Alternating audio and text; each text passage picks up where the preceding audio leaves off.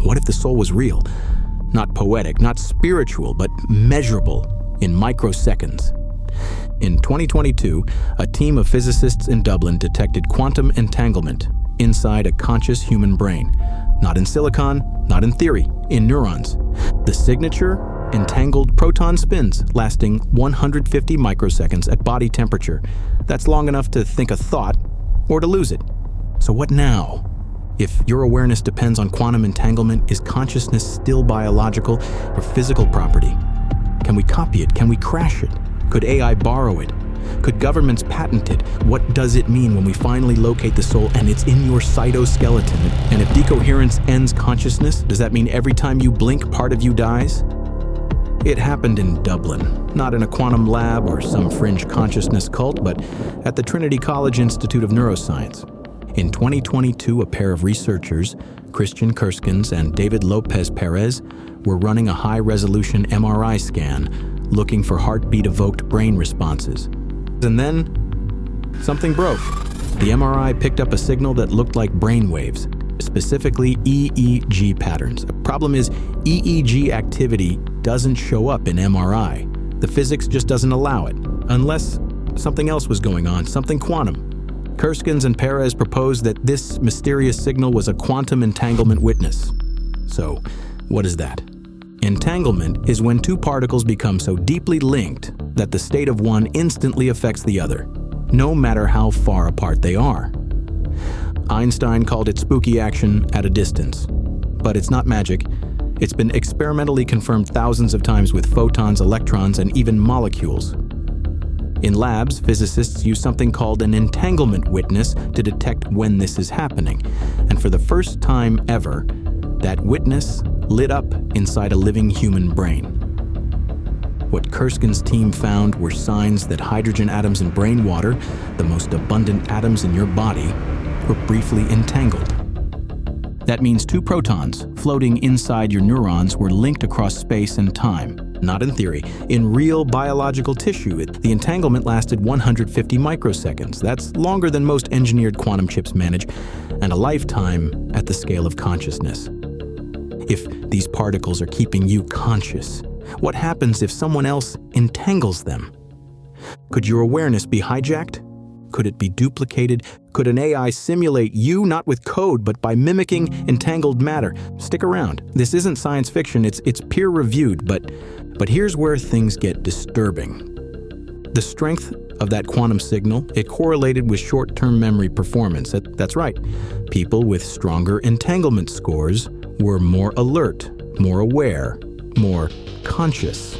Kerskens wrote, "If entanglement is the only explanation, then those brain functions must be quantum in nature." Translation: consciousness might be built on entangled particles. Not metaphorically, not spiritually, literally. Your thoughts, your memories might depend on tiny quantum linkages flickering on and off inside your skull. And when they decohere, that moment of you ends. The researchers didn't call it a soul, of course. They called it non-classical brain function. But let's be honest, if it walks like entanglement and it thinks like a mind, we might have just found the soul hiding in the scan. If consciousness really is quantum, then what's doing the computing? Meet your microtubules.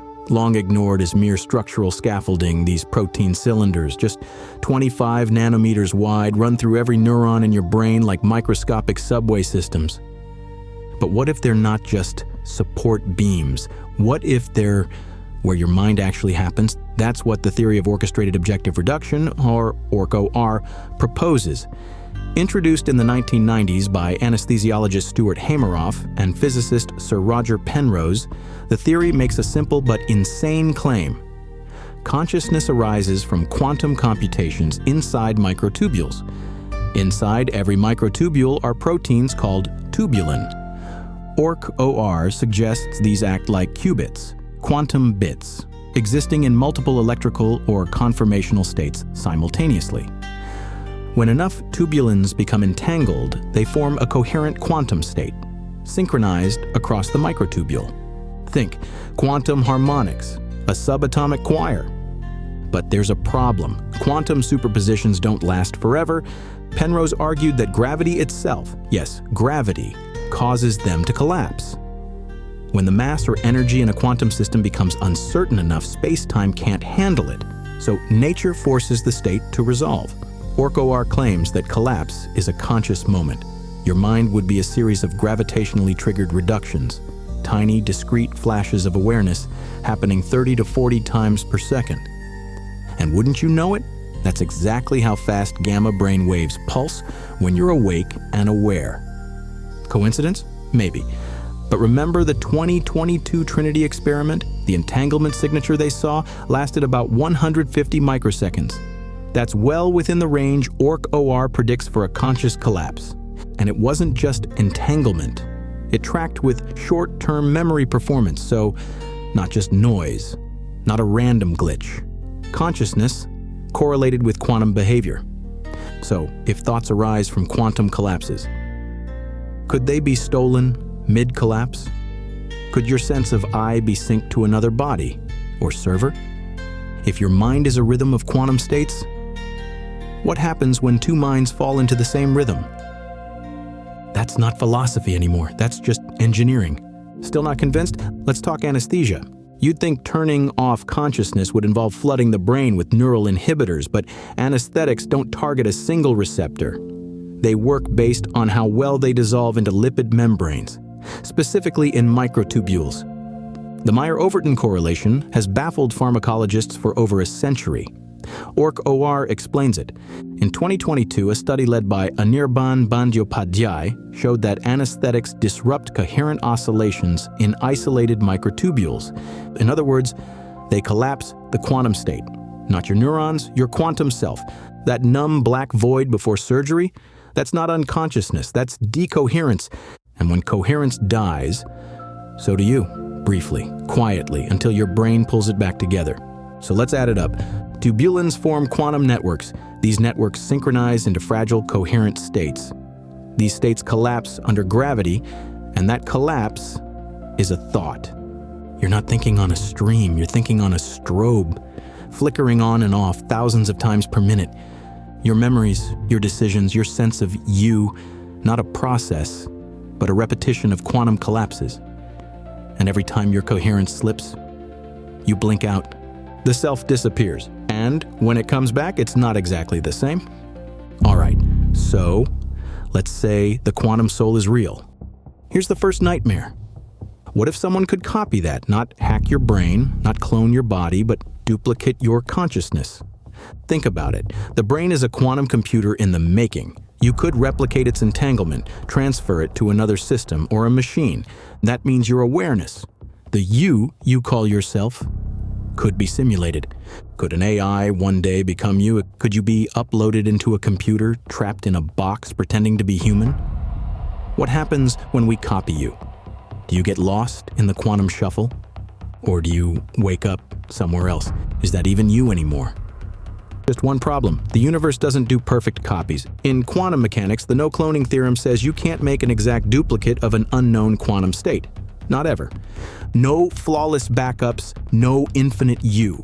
If you tried to upload your quantum self, the laws of physics would force a choice, move the pattern and destroy the original, or settle for a glitchy shadow that isn't really you at all. Maybe that's the last real line of defense. If your soul is quantum, it can never be perfectly copied. And maybe that's the only thing left keeping you from being recycled as digital junk. But why can't you make a perfect copy? Here's the catch. Imagine you have a secret recipe locked inside a safe. The only way to get it out is to open the safe and read it. But once you look, the recipe self-destructs. That's a bit like how quantum information works. In the quantum world, a particle's state, its recipe, is so delicate you can't know it without measuring it, and measuring always changes it. So if you don't know the exact state already, you can't just make a copy. You have to open the safe. And by then, the thing you're trying to copy is already gone. Copying a quantum state isn't like copying a file on your laptop. It's like trying to catch a soap bubble with your hands. The moment you touch it, it pops. All you're left with is a wet fingerprint, never a perfect copy. That's the no-cloning theorem. Quantum information is so fragile, the universe itself refuses to let you clone it. You get one shot, one original, everything else is just a broken imitation, and now here's the chilling second possibility. What if your consciousness is hijacked? What if someone uses quantum entanglement to break into your mind? You're standing there, aware, and suddenly someone else is in your head, flicking switches, taking control. Could this be the next frontier in mind control? Could governments or corporations use quantum technologies to not just listen to your thoughts, but rewrite them? Maybe you've already considered it, the possibility of life after death. Quantum consciousness could be the answer to an ancient question. Can we live forever? But it's not immortality in the way you think. It's not about keeping your body alive or even your memories. It's about keeping your quantum state intact. What if one day we could preserve that entangled quantum state, upload it into a machine or into another body? Would you still be you, or just a shadow of the past? Let's take a step back. This isn't the first time science pulled the rug out from under us. We once thought Earth was the center of everything. Then we found out we're orbiting a sun in the suburbs of one galaxy among trillions. We thought humans were separate from animals, until Darwin. Thought the mind was magic until Freud made it a plumbing issue. Now we might be facing the next big humiliation. So what now? Maybe the soul isn't divine. Maybe it's just physics we haven't debugged yet. And maybe that's fine. Because even if you're just a cloud of flickering, entangled particles, you still get to feel like someone. For now. If science proved the soul is real, not metaphorical, but measurable, would you protect it, patent it, or pretend it never happened?